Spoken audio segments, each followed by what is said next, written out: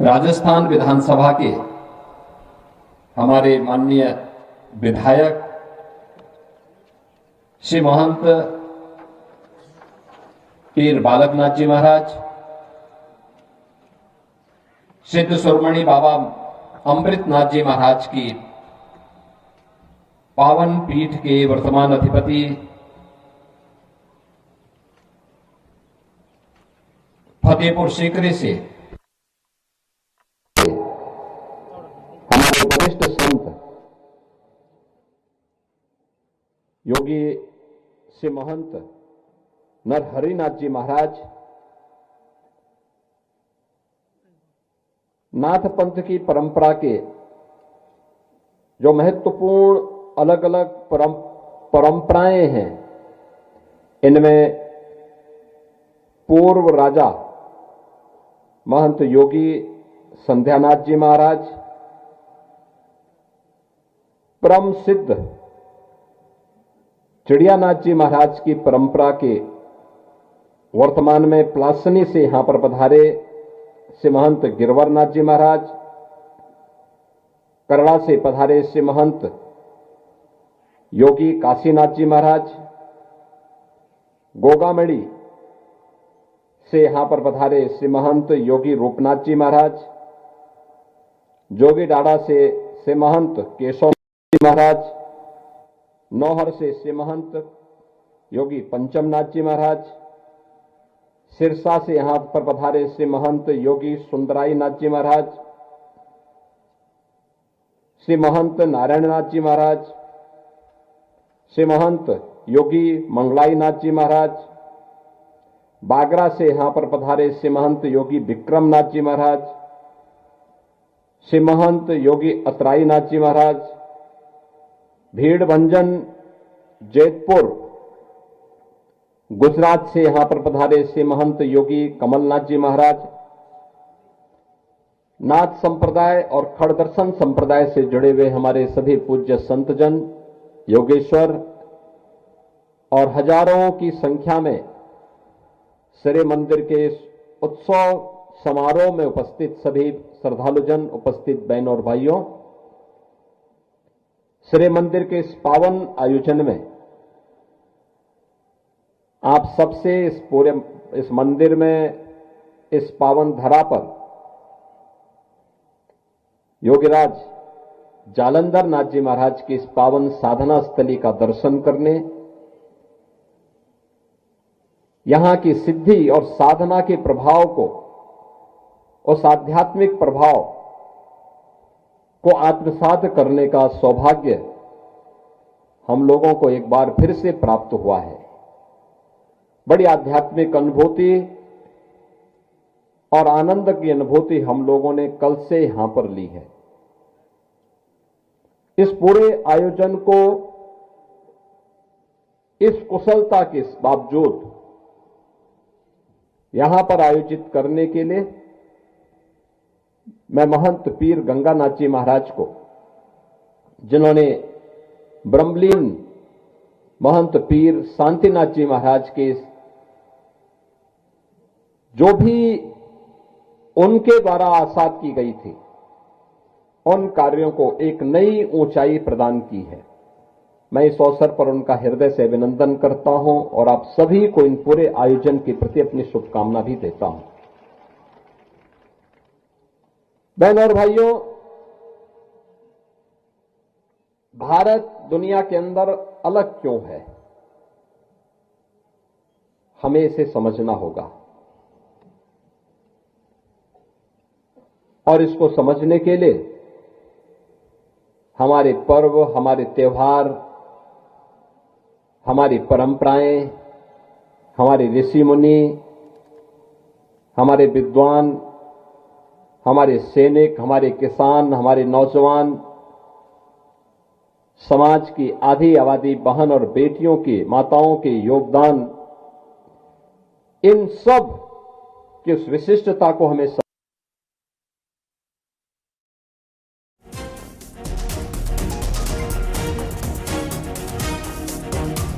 महाभारत ने कहा है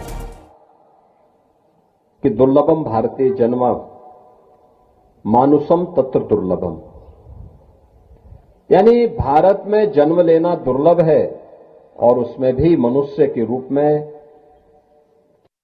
जन्म। और दुनिया के अंदर देशों की संख्या 200 से ज्यादा है, लेकिन भारत जैसा कोई नहीं है। आप सोचो ना, ये श्री मंदिर में जालोर शहर से यहां पर पहुंचने में व्यक्ति जब चलता है, जालोर शहर से पैदल चले तो 1 घंटा कम से कम उसको लगता है। पहले शांतिनाथ जी महाराज ने, अब गंगानाथ जी महाराज ने यहां पर आने का अच्छा मार्ग बना दिया है।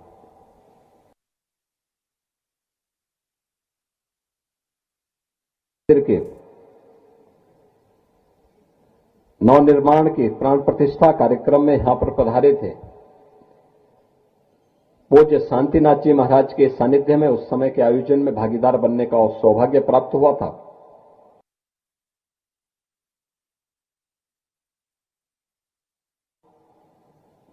शंकराचार्य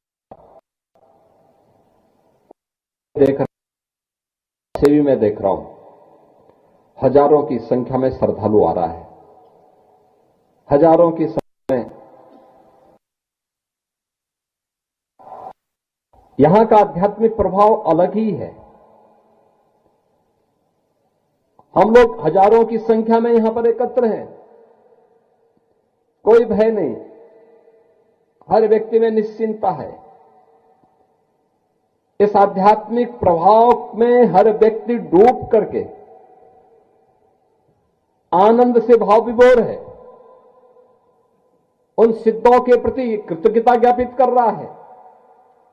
राजा मानसिंह के प्रति, जिन्होंने इस मठ के नवनिर्माण में सबसे पहले योगदान किया था, यहां के उन वीरों और वीरांगनाओं के प्रति भी कृतज्ञता ज्ञापित कर रहा है, जिन लोगों ने इस सबके संरक्षण में अपना योगदान दिया था।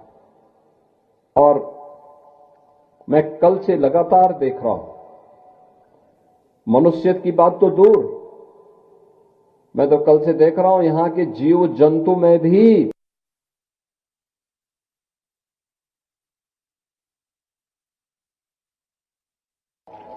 बाबा जी बंदरों के लिए भी एक कहा बनाया है। तो मुझे आनंदनाथ जी ने बताया कि यहां पे जो है ये बंदरों का भी चौराहा है। हम लोग रुके तब तक ढेर सारे बंदर वहां पे आ गए।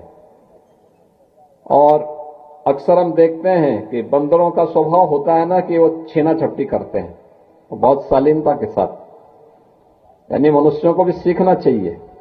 क्या शालीनता थी, हमने एक को रोटी दी और रोटी खाने लग गया। उसको मैं दूसरा दे रहा था, उसने तब तक दूसरी नहीं ली जब तक अपने हाथ की पूरी खा नहीं ली। आप मुझे सोचो कि अगर मनुष्य भी अपने जीवन में हड़पने की बजाय, संचय करने की बजाय, जिसके पास नहीं है उस तक पहुंचाने का भाव रख ले तो दुनिया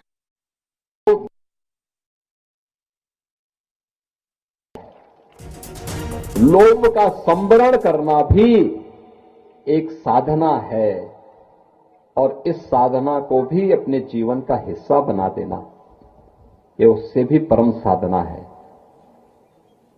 मैं भौचक था, क्योंकि हम लोग, मैं अक्सर देखता हूं जीव जंतुओं के साथ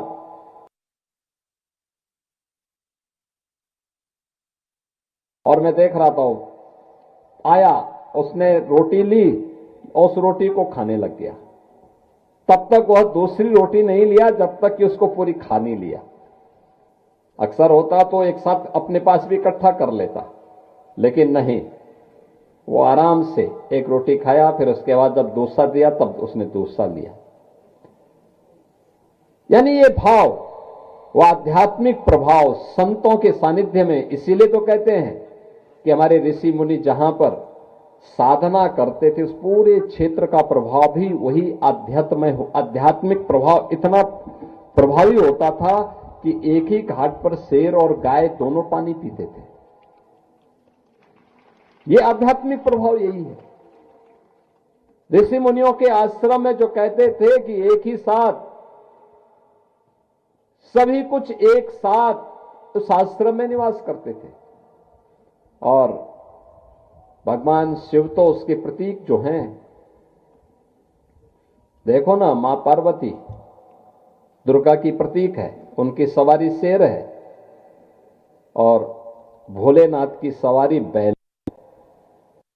आप मुझे बताओ, शेर छोड़ेगा क्या? गणपति की सवारी चौवा है, और भोलेनाथ के गले में नाग है। यानी उसका बहुत आसान शिकार होता है, लेकिन वो छेड़ नहीं रहा है। कार्तिकेय की सवारी मोर है, यानी वो मोर सांप का भी दुश्मन माना जाता है, लेकिन सब एक साथ मिलकर के जीवन चक्र को संचालित कर रहे हैं। यही जीवन है, जहां विरोध को भी अपने में समाहित करने की सामर्थ्य हो और समाज की समतामूलक समाज को एकजुट करके हम एकता के सूत्र में आगे बढ़ाएं। और यही भारत है। भारत जिसने दुनिया को जीने की कला सिखाई, जीवन कैसे जिया जाता है, ये दुनिया को भारत ने सिखाया। और इसीलिए दुनिया के अंदर भारत एकमात्र देश है जिस देश के बारे में कहा जा सकता है कि यह देश बना है ऋषि मुनियों की साधना से, वीर और वीरांगनाओं के बल से, अन्नदाता किसानों के परिश्रम से, कारीगरों की उद्यमिता से, हस्तशिल्पियों की हस्तशिल्प से और श्रमिकों की पसीने से इस देश का निर्माण हुआ है। समाज का हर तबका उसके साथ जुड़ करके जब योगदान, तो वह एक भारत श्रेष्ठ भारत बनता है। हर व्यक्ति के जीवन का यही लक्ष्य होना चाहिए। हर व्यक्ति के जीवन का यही लक्ष्य होना चाहिए कि इस एक भारत श्रेष्ठ भारत के निर्माण के लिए जो हमारे पूर्वजों की ख्याति है, जैसे 375 वर्षों की एक लंबी परंपरा को सजो करके पीर गंगानाथ जी महाराज ने उस परंपरा को उत्सव में बदलने का काम कर दिया। उनका स्वास्थ्य अनुकूल था, सबके बावजूद उन्होंने जो कुछ भी पीर शांतिनाथ जी महाराज ने अपने समय में सोचा था, उसको व्यावहारिक धरातल पर उतारने का काम कर दिया। परिणाम आप सबके सामने है। आज उस रूप में यहां पर हम सबको सब कुछ दिखाई दे रहा है। और यहां पे मंच पर बैठे हुए हमारे जितने योगेश्वर हैं, वो अपनी गुरु परंपरा को उसी रूप में आगे बढ़ाने का काम कर रहे हैं, उसी रूप में बन रहा है। आप बाबा मत्स्यनाथ पीठ स्थल बोहर में जाकर के देखेंगे, वहां पर मंदिर का भव्य निर्माण, वहां पर स्वास्थ्य के लिए, शिक्षा के लिए, लोक कल्याण के लिए अनेक कार्यक्रम उसके माध्यम से वहां पे संचालित हो रहे हैं। अपने लिए नहीं, समाज के लिए, व्यक्ति के लिए नहीं, समिष्टि के लिए, सबको एक साथ जोड़ने का सामर्थ्य, बिना भेदभाव के प्रत्येक को उसका अधिकार प्राप्त हो जाए, बिना भेदभाव को उसका हक मिल जाए, सम्मान मिल जाए। आप फतेहपुर में चले जाइए, बाबा अमृतनाथ जी के पावन पीठ पे, वहां पर आध्यात्मिक वातावरण की अपनी एक अनुभूति अलग होती है। वहां पे लोक कल्याण भी है, भक्ति भी है, साधना भी है, और समाज को अपने में जोड़ करके उस सामर्थ्य के माध्यम से लोक कल्याण का एक बड़ा अभियान भी है। आप गोगामेड़ी में चले जाइए, आपको ये सब काम देखने को मिलेंगे। यानी हम सबका दायित्व क्या बनता है, हम भी इस परंपरा को आगे बढ़ाने में अपनी ओर से कुछ प्रयास प्रारंभ करें। और मैं तो भौचक था कि जब हम लोग 2015 में यहां आए थे और उस समय आकर के हम लोगों ने ब्रह्मलीन पीर शांतिनाथ जी महाराज के सानिध्य में श्री मंदिर के उत्सव के कार्यक्रम में भागीदार बनने का अवसर प्राप्त हुआ था। उस समय जिस अच्छी व्यवस्था को हम लोगों ने देखा था, जो एक सुव्यवस्था दिखनी चाहिए, जो अनुशासन दिखता है व्यवस्था में, उस अनुशासन में पीर गंगानाथ जी महाराज के सानिध्य में उनके शिष्यों ने उस व्यवस्था को और भी अच्छे ढंग से सुव्यवस्थित रूप से आगे बढ़ाने में ही अपना योगदान किया है, उसको कम नहीं होने दिया है। और गुरु परंपरा के प्रति कृतज्ञता ज्ञापित करने का यही एक अवसर होता है। इसीलिए तो कहते हैं ना कि दुनिया में जन्म तो कोई व्यक्ति कहीं भी ले ले, लेकिन दुनिया के अंदर वो जन्म लेगा तो ऋषियों की, मुनियों की, संतों की, योगेश्वरों की परंपरा के साथ उसको जुड़ने का अवसर नहीं प्राप्त होगा, क्योंकि उनके पास इसके अलावा कुछ भी नहीं, उनके पास कुछ भी नहीं। हमारे पास तो एक लंबी विरासत है, एक लंबी परंपरा है। कोई ना कोई सनातन धर्मावलंबी किसी न किसी ऋषि के साथ अपने गोत्र को जोड़ता है, किसी न किसी परंपरा के साथ जोड़ करके, किसी न किसी आश्रम के साथ जोड़ करके, किसी न किसी संतों का, किसी न किसी योगेश्वरों को अपने साथ अपना संवाद जोड़ करके, संबंध जोड़ करके उस परंपरा के साथ वह ऐसा रस बस जाता है जैसे एक परिवार का भाव उसमें दिखता है, अपनत्व का भाव, एक अभिभावक का भाव दिखता है। और उस भाव के साथ हम सबको जब जुड़ने का आनंद प्राप्त होता है तो यह केवल भारत के अंदर ही होगा, दुनिया के अंदर नहीं। और इसीलिए इसी भाव को जोड़ने के लिए ईश्वर भी दुनिया के अंदर अन्य कहीं जन्म नहीं लेते, अवतार नहीं लेते। उनके अवतार का भूमि भी भारत भूमि ही बनती है। अन्य जगहों के लिए भगवान ने कह दिया कि भाई वहां मैं नहीं जाऊंगा, मेरे दूत जाएंगे, लेकिन भारत में वे स्वयं आते हैं, किसी न किसी रूप में आते हैं। और इसीलिए धर्म जोड़ने का माध्यम बनना चाहिए। धर्म जोड़ता है,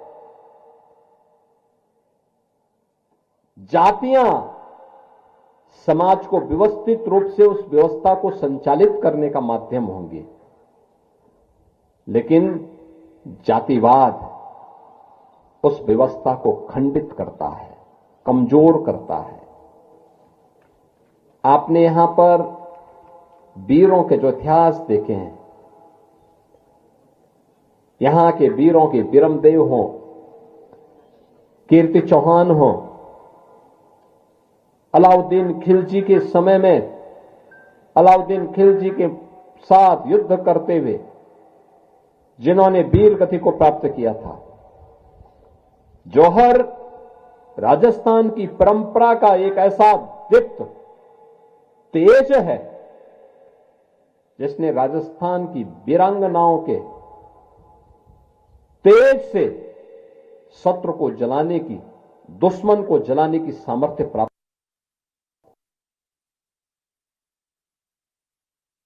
चित्तौड़गढ़ में महारानी पद्मिनी ने तो जौहर किया ही था हजारों रानी और वीरांगनाओं के साथ, लेकिन साथ साथ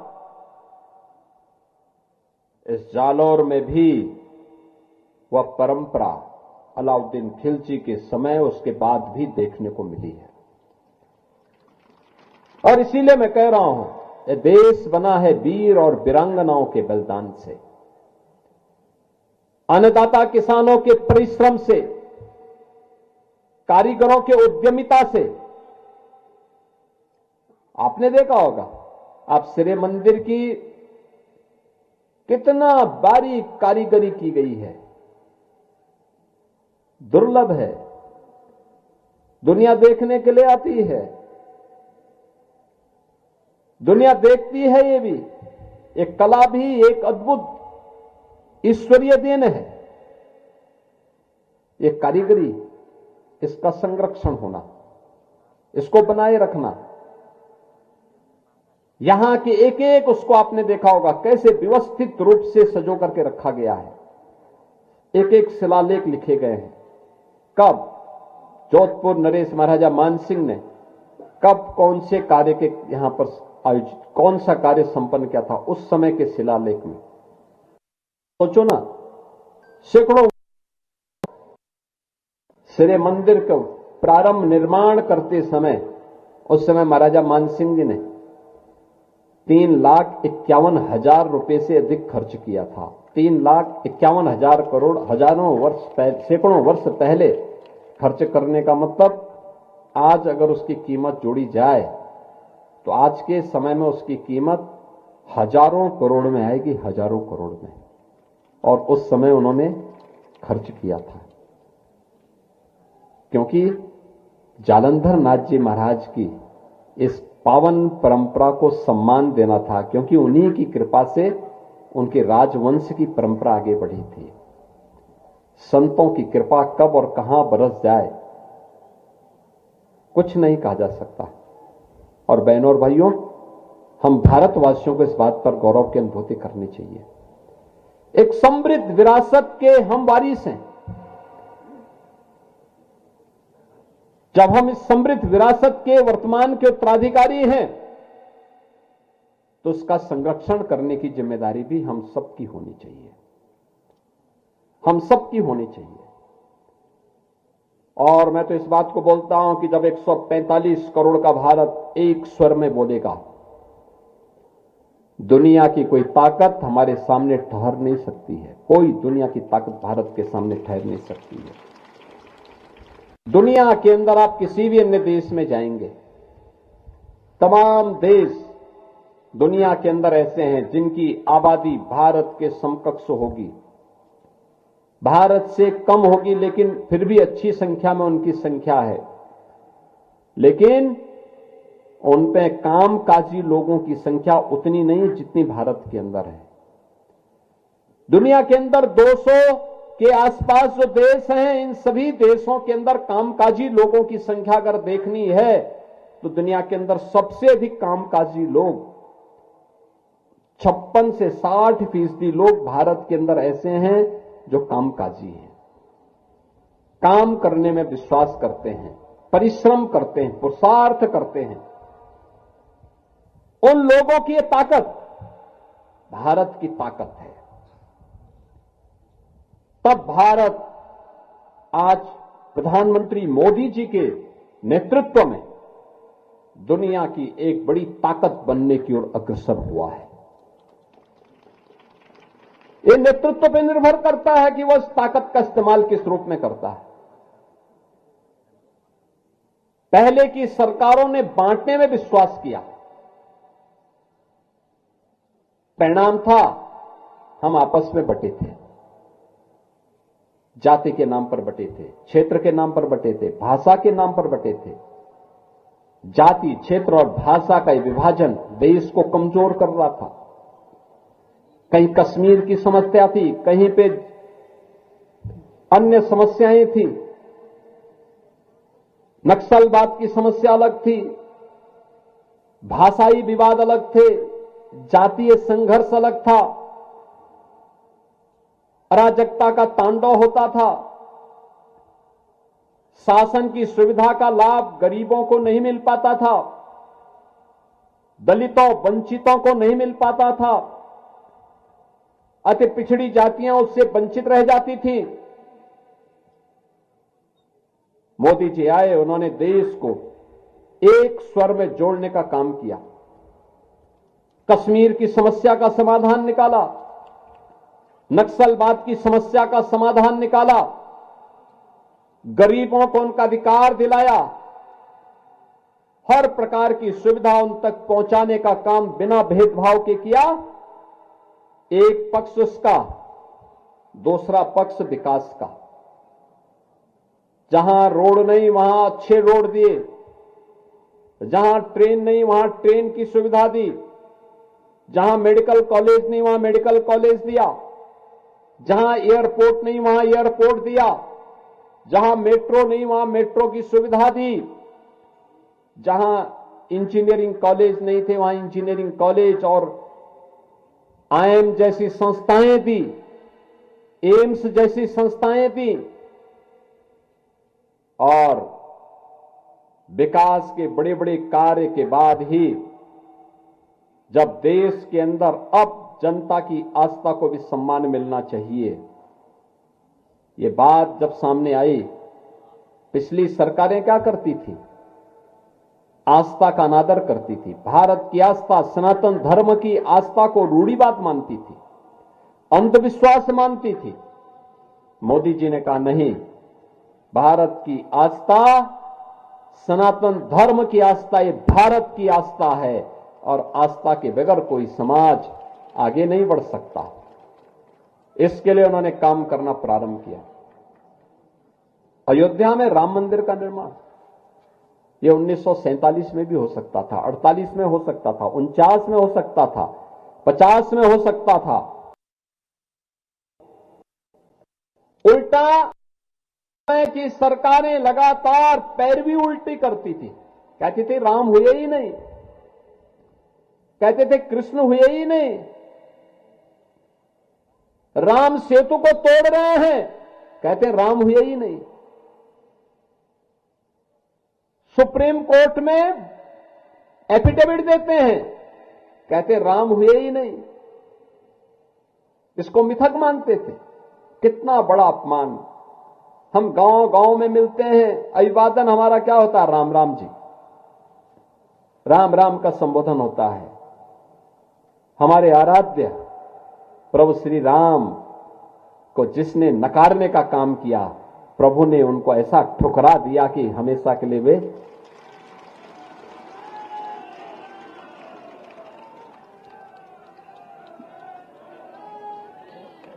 आप सोचो ना, उन्होंने राम को ठुकराया, राम को नकारा, राम ने उनको ठुकरा दिया। और आज तो राम मंदिर, आपने देखा होगा अयोध्या में राम मंदिर का निर्माण कितना भव्य तरीके से आगे बढ़ चुका है। भव्य राम मंदिर का निर्माण अयोध्या धाम में हो गया। यह वह ताकत है जब 145 करोड़ का भारत बोलता है तो 500 वर्षों की समस्या जो थी, उस विकट समस्या का भी समाधान होता है। जब भी हम एकजुट होकर के बोलेंगे, सोचेंगे, एक सामूहिक प्रयास करेंगे, राम मंदिर जैसी सफलता प्राप्त होगी। कोई ताकत आपको रोक नहीं सकती है। ऐसे ही काशी में काशी विश्वनाथ धाम बन गया। इससे पहले काशी में एक साथ 50 श्रद्धालु दर्शन नहीं कर सकता था। आज एक साथ 50,000 श्रद्धालु वहां पे दर्शन कर सकता है। कितना बड़ा कॉरिडोर बन गया है। अन्य धर्मस्थलों में भी इसी प्रकार की व्यवस्था की गई। मथुरा वृंदावन में भी यही व्यवस्थाएं चल रही है। बहन और भाइयों, करने की इच्छा शक्ति होनी चाहिए। व्यक्ति के मन में भाव हो। ये भारत की जो आस्था है, भारत की आस्था केवल एक आध्यात्मिक आस्था नहीं, यह आध्यात्मिक आस्था के साथ साथ राष्ट्र चेतना की भी एक तप्त दीप्त है, एक प्रज्वलित दीप है। यह आस्था बनी रहेगी तो भारत की राष्ट्रीयता को भी ऊर्जा प्राप्त होती रहेगी, भारत की एकता बनी रहेगी। उत्तर से लेकर दक्षिण तक, पूरब से पश्चिम तक भारत को यह आस्था जोड़ती है।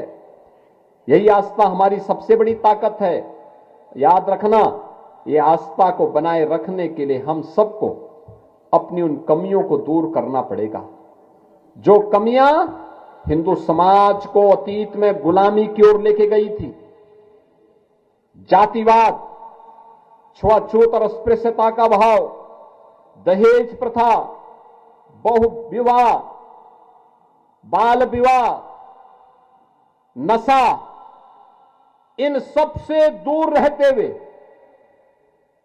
हमें विशुद्ध रूप से देश और धर्म के हित में सोचना है, कार्य करना है। याद रखना, जब भी गुलामी आती है, उनके नारे होंगे, सुनहरे सपने दिखा रहे होंगे, लेकिन उसकी आड़ में होगा क्या? वे खोखले होते हैं। व्यवस्था को पूरी तरह दीमक की तरह घुन लगा करके उसको ध्वस्त कर डालते हैं, झरझर कर डालते हैं। आक्रांता जब आते हैं, आक्रांता केवल लूटते ही नहीं है, लूटने के साथ ही आस्था के साथ भी खिलवाड़ करते हैं, मठ और मंदिरों को तोड़ते हैं, अपवित्र करते हैं, माताओं और बहनों की इज्जत के साथ खिलवाड़ करते हैं, अराजकता फैलाते हैं, देश और समाज के पुण्य क्षति करते हैं, देश को कंगाल करते हैं। देश ने सैकड़ों वर्षों तक उन आक्रांताओं को देखा है, झेला है, और ऐसा नहीं कि वे आक्रांता इतने मजबूत रहे हो कि वे भारत पर हावी हो जाएं। वे मजबूत नहीं थे, लेकिन हमारा विभाजन था, हम विभाजित थे। हम विभाजित थे तो वे हम पर हावी हो रहे थे। हम अगर एकजुट होकर के उनका मुकाबला करते, दुनिया का एक भी आक्रांता भारत की सामने ठहर नहीं सकता था। एक भी आक्रांता में इतना दुस्साहस नहीं था कि वह ठहर सके। और राजस्थान तो वीर भूमि का नाम है, जिसने लगातार सैकड़ों वर्षों तक देश की आजादी के लिए, मातृभूमि की रक्षा के लिए अपना बलिदान दिया। आज भी यहां का नौजवान भारतीय सेना में, पैरामिलिट्री में भर्ती होकर के देश के अंदर सुरक्षा का दायित्व का निर्वहन पूरी ईमानदारी के साथ, पूरी निष्ठा के साथ करता है। यह परंपरा वही परंपरा है जिस परंपरा को आगे बढ़ाने की आवश्यकता है, और उसी परंपरा के साथ जुड़ते हुए आज यहां पर हम लोगों को श्री मंदिर के साथ भी जुड़ने का अवसर प्राप्त हुआ है। इस रत्नेश्वर महादेव मंदिर के इस लंबी यात्रा के साथ महाराज मानसिंह की भी स्मृतियां हम सबके साथ जुड़ी हुई हैं। उन राजाओं महाराजाओं की स्मृति भी हमारे साथ जुड़ जाती है।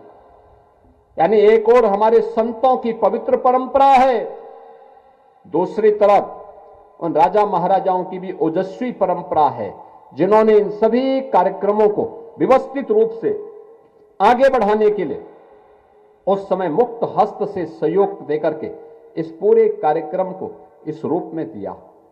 आप सोचो ना कि जालंधर नाथ जी महाराज के इस पवित्र मंदिर के निर्माण के लिए उस समय महाराज मानसिंह ने सहयोग नहीं किया होता, वह एक गुफा जैसी रहती, उसी गुफा में मंदिर का निर्माण, और उस मंदिर के निर्माण के साथ साथ प्राचीन मंदिर और मठ का निर्माण, और बाद में पूज्य शांतिनाथ जी महाराज ने एक भव्य मंदिर का निर्माण, और उस भव्य मंदिर को एक नया स्वरूप हमारे पूज्य गंगानाथ जी महाराज ने दे दिया। क्या भव्य स्वरूप, क्या भव्यता है, क्या दिव्यता है, क्या आध्यात्मिकता है।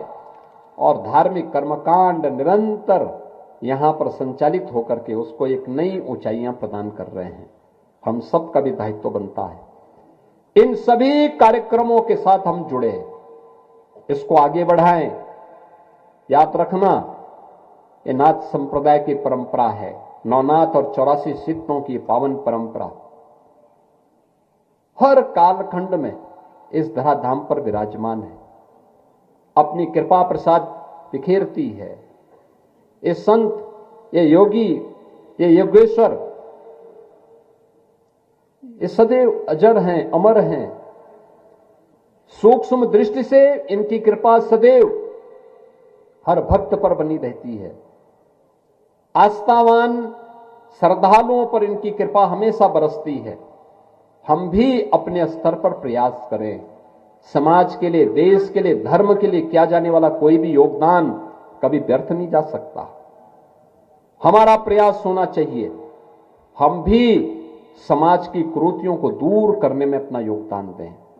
अगर कहीं समाज में विघटन है, उस विघटन को रोकें। कोई समाज को बांटने का काम कर रहा है, पाप कर रहा है, उसको उस पाप से दूर करने का प्रयास करें, समझाएं। नहीं मानता है तो हम अपने स्तर पर प्रयास करें कि समाज टूटे ना, समाज कमजोर ना हो। अगर कोई ये प्रयास करता है कि समाज में किसी प्रकार की नई कुरीति को हम आगे बढ़ाएं, देखिए देश के अंदर नशे के सौदागर नशे की आगोश में युवा पीढ़ी को ले जाना चाहते हैं। याद करना, नशे के कारोबारियों को हमें सफल नहीं होने देना है। देश का दुश्मन लगातार प्रयास कर रहा है। कहते हैं ना कि किसी देश के भविष्य को देखना है तो उस देश की युवा पीढ़ी को देख लो। देश का भविष्य है ये युवा पीढ़ी। अगर इस सही दिशा में है, सकारात्मक दिशा में काम कर रही है, तो इस सकारात्मक दिशा में इनके द्वारा किया जाने वाला प्रयास और इनका पुरुषार्थ भारत को महानता की नई ऊंचाई तक पहुंचाता है। अगर वह नकारात्मक है, विध्वंसक दिशा में जा रहा है, तो याद रखना, अराजकता से दुनिया की कोई ताकत रोक नहीं सकती है। दुनिया में जहां जहां भी अराजकता है, उस अराजकता के पीछे वहां की युवा पीढ़ी के साथ वहां की सरकारों के द्वारा किया गया भेदभाव और वहां पर उनके साथ किए गए अन्याय का दुष्परिणाम और देश जूझ देख झेल रहा है। हमें नशा के सौदागरों को कभी अपने तक पटकने नहीं देना है। अपने परिवार तक, अपने समाज तक, अपने नगर तक, अपने कस्बे तक, अपने गांव तक नहीं घुसने देना है। और याद रखना, नशा खतरनाक है तो नशा के साथ साथ स्मार्टफोन भी उतना ही खतरनाक है। इससे भी बचें। एक प्रयास होना चाहिए कि उम्र से कम के बच्चों को स्मार्टफोन न दें। मैं खास तौर पर माताओं से कहूंगा, बहनों से कहूंगा, कतई न दें। बच्चा रो रहा है तो उसको कुछ देर रोने दीजिए। वो नाराज हो रहा है, कुछ देर नाराज होने के बाद फिर ठीक हो जाएगा। एक ये जो स्मार्टफोन है, और जब दिन भर उसको देखता है ना, तो एक तो उसकी आंख की रोशनी पर प्रभाव पड़ता है।